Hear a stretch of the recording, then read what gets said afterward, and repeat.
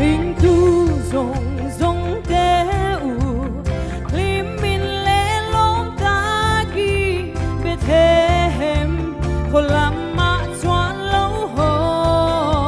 ro ama en tu ring fan tir ko te lal hi ama ilo fa ga u ama ilo fa ga u ama ilo fa ga u Krista kan lal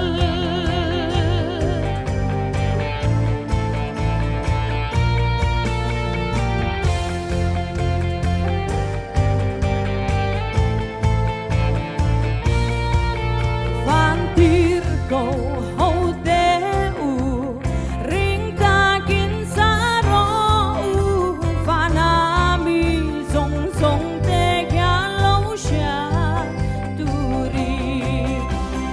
Faginom ro se pa thiang kan lal ber hi ama ilo fa kangu ama ilo fa kangu ama ilo fa kangu Krista kan lal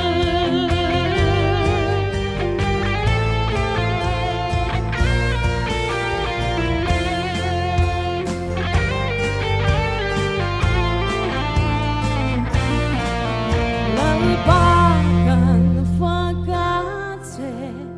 Gandam nana piang hi O lal isu Iming zaom fo rose Kan tuarai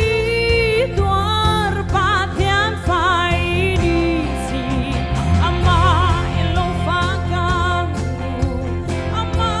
ilo fakangu Ama ilo fakangu Krista kan lal